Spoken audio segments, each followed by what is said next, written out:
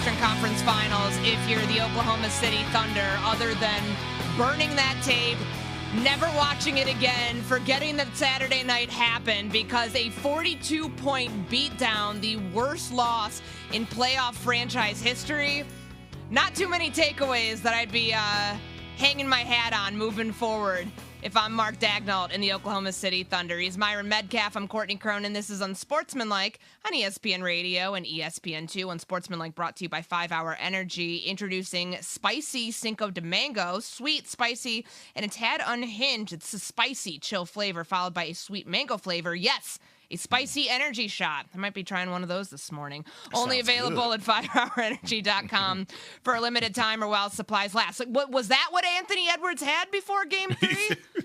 Because Cinco de Mango, yeah, probably. I don't That's know. A great name, by the way. That's a really good name. It can last all month, even though we are well past Cinco de Mayo. I think that the Minnesota Timberwolves, everybody would have had one of those on Saturday night. But no, I mean, all jokes aside, this is exactly what Chris Finch has been telling us that they need from Anthony Edwards. He got the message delivered loud and clear after Game 1 of the Warriors series that you can't have 1 point in a half of basketball. You need to have an attacking mindset. You need to be the spark plug for this team. And what you got out of him after in Game 3, 141-101, that is a real final score that happened on Saturday night. But Anthony Edwards' contributions here, Myron, you expect them to be big. You expect him to put up 30 on your opponent. But I'm still stunned by how thick Minnesota laid it on in going home after losing those first two games in Oklahoma City. Yeah, I mean, Terrence Shannon Jr. outscored SGA. I mean, that's really all you need to know. I mean, that was an incredible performance. Anthony Edwards leading the charge.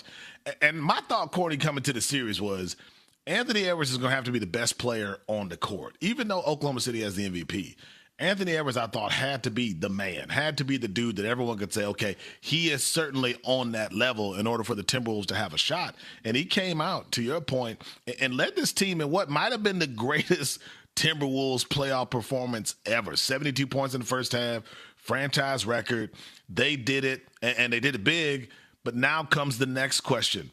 Can you play to the same level when you know Oklahoma City is going to punch back? So I think this is a Minnesota Timberwolves team that showed you how good they can be. Now let's see how consistent they can be. Yeah, I mean, they made 23 pointers. That's not something consistently in this series where they've been taking a lot of shots from three and missing a lot of shots from three.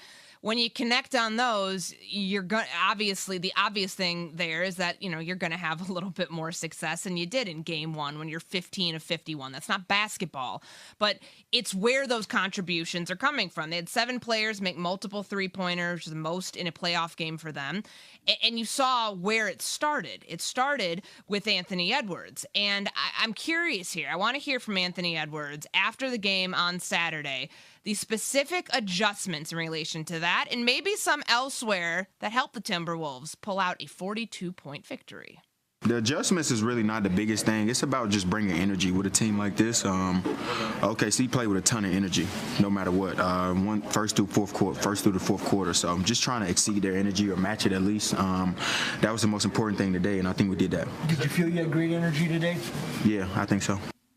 I mean, for as much as it holds true, it is about adjustments, though, because what were we just talking about previously with Tom Thibodeau in the Eastern Conference Finals and what happened in Game 3? You change the lineup, you change your luck.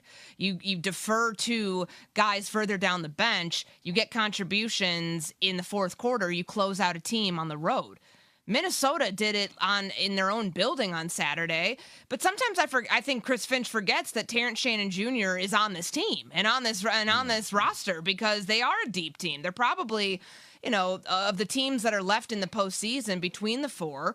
I'd say it's Oklahoma City because they are deeper than anybody else. But look at what you got contribution-wise from the Minnesota Timberwolves on Saturday, whether it was Leonard Miller, Naz Reid, obviously, Dante DiVincenzo, Nickeil Alexander-Walker, the usuals. But then being able to get 15 from Terrence Shannon Jr., who, as you just mentioned, the rookie outscoring the MVP in Shai Gilgeous-Alexander. Like, that's a Chris Finch thing. That's a coaching decision to put him in that position. Yeah, and Anthony Edwards had opened up the door to kind of play everybody. They could have put me out there at one point, Courtney. I mean, they were so far ahead. I don't know that it would have made a difference.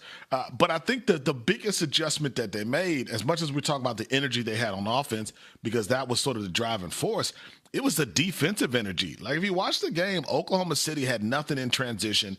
SGA, you got to give Jaden McDaniels a ton of credit for the way he defended him early and really put him in a phone booth. And then there wasn't a lot that Oklahoma City could do. They weren't allowed to run in transition, get all these fast break points, use their athleticism and their length. And the Timberwolves played with as much energy on defense as they had on offense. And that's what it's going to take to beat Oklahoma City. This is a team that won the Western Conference by 16 games. The Houston Rockets were 16 games behind Oklahoma City in the Western Conference during the regular season. That's how good they have been over the course of 82 games. And I think the Minnesota Timberwolves know that you got to play at the highest level on both ends of the floor to have a shot against the number one seed. Okay, so on the other side of this is Oklahoma City. We're praising Minnesota, and rightfully so. And I know that all of Minnesota Timberwolves and their fan base are happy that Jaden Daniels kind of put Shai Gilgeous-Alexander in his place. Every time he tried to draw contact, the free throw merchant, I believe is what they call him on social media. It's a great name. It was Jaden McDaniels who really made him earn any trip that he had to the charity stripe. But I question, is this just an anomaly? Is this a situation where you get down by 20 and the team's like, all right, just like, let's not expend the energy here to try to get back in this thing. We're on the road. We know this could be a long series. Or do you think this is actually like a bad sign going into Game 4 tonight? It felt like they kind of surrendered early. I mean, SGA didn't play a ton in the second quarter. Chet Holmgren either. They brought them both back, obviously in the second half. But I think they kind of knew. I mean, it's the NBA. You're up 30, 40 points. It's probably over. But now it's, to me, how do you reset mentally? I think the thing about this Oklahoma City team is they have the highest ceiling in the NBA. They were the best team in the league. And I think they proved that over the course of the season. But they also have these moments where you go, okay, they look pretty young.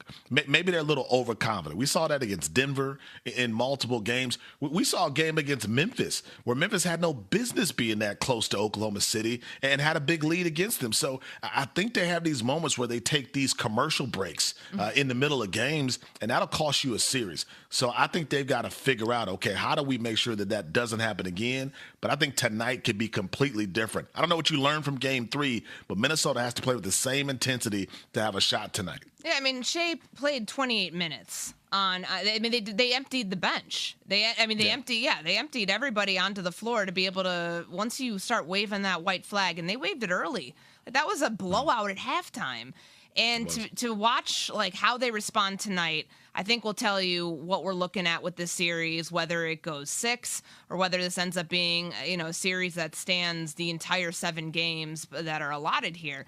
I don't put much stock into what happened the other night. Like, yes, I mean, for Minnesota to have a statement like that, as Anthony Edwards said, it was the energy that they brought. Can you do it in Game 4? Because we've seen moments where, okay, like the light's on. Like, isn't that what Chris Finch told Anthony Edwards after the Game 1 of the Warriors series? Like, you got to find the light and keep it on.